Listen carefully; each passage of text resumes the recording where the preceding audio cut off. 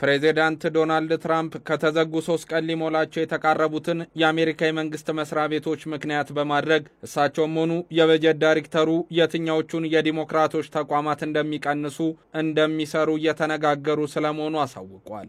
ሪፐብሊካኖች እድሉን እንዲጠቀሙም ሐሳባቸውን አቅርበዋል። በዚህ በመንግስት የገንዘብ ድጋፍ የሚደረግለት ህግ የጤና እንክብካቤ ኢንሹራንስ ድጎማዎችን ማካተት ያስፈልጋል የሚለውን የዲሞክራቶች ፍላጎት ወደ ጎን እንዲሉም ጠይቋል። በካፒታል ሂል በሚገኘው የሪፐብሊካኖችና ዲሞክራቶች የመንግስት ተቋማት ስራ ላይ ባለመሆናቸው ምክንያት እርስ በርሳቸው መወነጃጀላቸውም ቀጥሏል።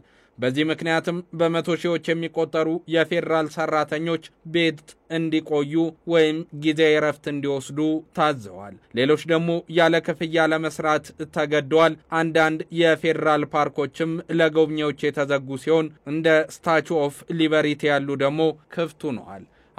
አሁንም የዲሞክራቶችና ሪፐብሊካን ትንቅንቅ እንደቀጠለ ነው። ተንታኞች ደግሞ ሁለቱም ወገኖች ከአሜሪካውያን ጫና ሳይደረግባቸው ይስማማሉ ብለን አንጠብቅም እያሉ ነው። ትራምፕ ሐሙስ ዕለት ከአሜሪካ የበጀትና አስተዳደር ቢሮ ኦኤምቢ ዳይሬክተር ከራሰል ቮት ጋር ባደረጉት ውይይትም ምን ሊወስኑ እንደሚችሉ በትክክል ግልጽ አልሆነም እንጂ እጣታቸውን የቀሰሩት ለመንግስት ሰራተኞች መቀነስም ዳፋውን የሚወስዱት ዲሞክራቶች ናቸው እያሉ ነው። የአገሪቱ ኮንግረስ የመንግስት ስራዎችን ክፍት ማድረግ ሲያቅተው የኦኤምቢ ዳይሬክተር የትኞቹ የመንግስት ስራዎች መቆም እንዳለባቸውና አስፈላጊ የሆኑትን ለመምረጥ ከፕሬዚዳንቱ ጋር ይሰራሉም ተብሎ ይወሰናል። የትኞቹ ሰራተኞች በፍርሎ ላይ እንደሚቀመጡም መመሪያ ይሰጣል ተብሏል። ይህ ማለት ሰራተኞች ሳይከፈላቸው እረፍት እንዲወጡም የሚደረግበት አሰራር ነው። አሁን በአሜሪካ የሚገኙ ሰራተኞች ከስራ መሰናበትን ወይም ደግሞ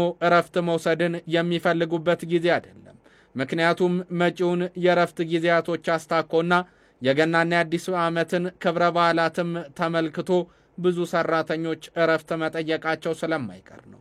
እረፍት መውጣታቸውንም በስጋት የሚያዩ ደግሞ ከእረፍት ተመልሰን ወደ ስራ ገበታችን የመግባት እድላችን አናሳ ነውና ይህ ላይሆን ይችላል እያሉ ነው። በመጀመሪያ ቀን ዋይት ሃውስ $18 ቢሊዮን በኒውዮርክ ለመሰረተ ልማቶች ፕሮጀክት የተያዘን ጨምሮም ለዲሞክራት ግዛቶች የታሰበውን በቢሊዮኖች የሚቆጠሩ ዶላሮችን ለማዘግየት ወይም ለመሰረዝም ተንቀሳቅሷል።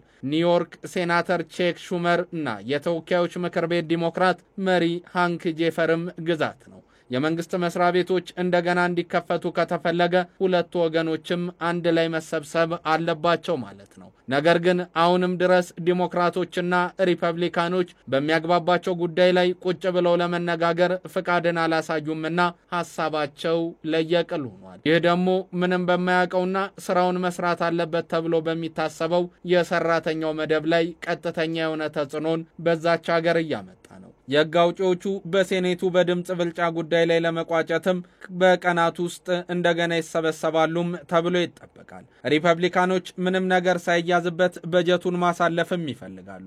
ዲሞክራቶች በበኩላቸው ዝቅተኛ ገቢ ላላቸው ግለሰቦች የጤና መድን ድጎማም እንዲካተት እንደዚሁ አጥብቀው እየጠየቁ ነው። ይህ ድጎማ በዓመቱ መጨረሻም ይጠናቀቃል ተብሎ የሚጠበቅ ነው። ሐሙስ ዕለት በካፒታል ሂል በተደረገ ጋዜጣዊ መግለጫ ላይ ሁለቱ ወገኖች ለመግባባት እንደሚችሉም ፍንጭ አልሰጡም። የምክር ቤቱ አፈ ጉባኤ ማይክ ጆንስ ዲሞክራቶችን ራስ ወዳድ ከማለት ባለፈ የዲሞክራሲ መዘጋት የሚል ስያሜንም ሰጥተውታል። የመድን ድጎማዎች ወይም ሌሎች እርምጃዎች በመንግስት የገንዘብ ድጋፍ ላይ ለማካተት እንደማይደራደርም ነው የሪፐብሊካኑ ተወካይ የተናገሩት። አሁን በጀት መቀነስ አለብን በሚሉት ሪፐብሊካኖችና ለምን ይሄ ይሆናል? በጤናና በትምህርት ብሎም በምግብ ላይ የሚሰጡ ድጎማዎችም መቀጠል አለባቸው በሚሉት ዲሞክራቶች መካከል የከረረ ልዩነትም እየታየ ነው። ይህንን ማስታረቅ የማይችሉ ብዙዎች በዋይት ሃውስ ቢሰበሰቡም ነገሩ ግን ፍሬ ነገር አላገኘም። ዶናልድ ትራምፕም ይህንን በመመልከታቸው ምክንያት አሁን ላይ ረዘም ያለ ቅጣትንና የተቋማት መዘጋትን በዲሞክራቶች ላይ ሊወስኑ ከጫፍ ደርሷል።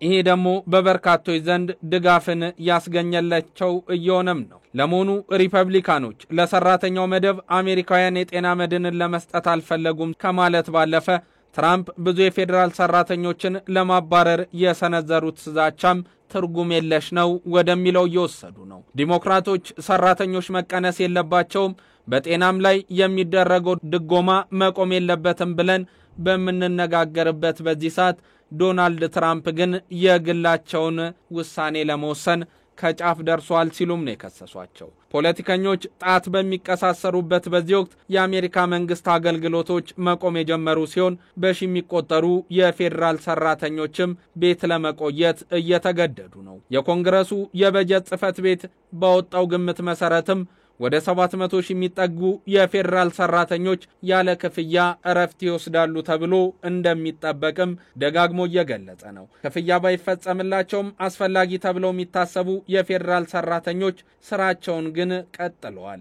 ይህ ከ200 ሺህ በላይ የህግ አስከባሪ መኮንኖችንና በጸጥታ ጉዳይ ላይ የተሰማሩ አካላትንም የሚመለከት ተደርጎ ተወስዷል። የአየር ትራፊክ ተቆጣጣሪዎችና የትራንስፖርት ደህንነት አስተዳደር ሰራተኞች አስፈላጊ እንደሆኑም ይቆጠራሉ ነው የተባለው።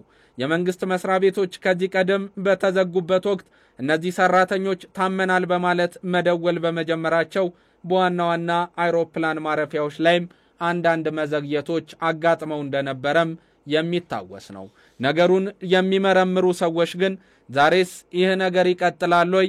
እስከ መቼስ የአሜሪካ ተቋማትና የመንግስትን ቢሮክራሲ የሚያሳልጡ ቢሮዎች ተዘግተው ስራ እንዲሰራ ይፈለጋል ሲሉ መጠየቃቸውን አላቆሙም። ዶናልድ ትራምፕ ግን ለዚህ ሁሉ መዘዝ የዳረጓችሁ ዲሞክራቶች ናቸውና እነሱን አንድ እርምጃ ወደፊት ሄደው ሐሳባቸውን እንዲቀይሩ ማድረግ አለባችሁ ሲሉም ለሰራተኞቻቸው ምክረ ሐሳብን አቅርበዋል። አሁን የሁለቱ ጉምቱ ፓርቲዎች ልዩነት የሰፋ መስሏል። ወትሮም ቢሆን በፖሊሲ መቀየርና ራሳቸው በመሰላቸው ጉዳዮች ላይ ግላዊ አስተያየትና ውሳኔን መስጠት የሚቀናቸው ዶናልድ ትራምፕ እንደዚህ አይነቱን ውሳኔ እንዴት ያዩታል? በ750 ሺህ ሰራተኞች ላይ ቁማር የመጫወት የሁለቱ ዞኖች ጸብ ግን መጨረሻው አስቸጋሪም አሳሳቢም ሳይሆን አይቀርም።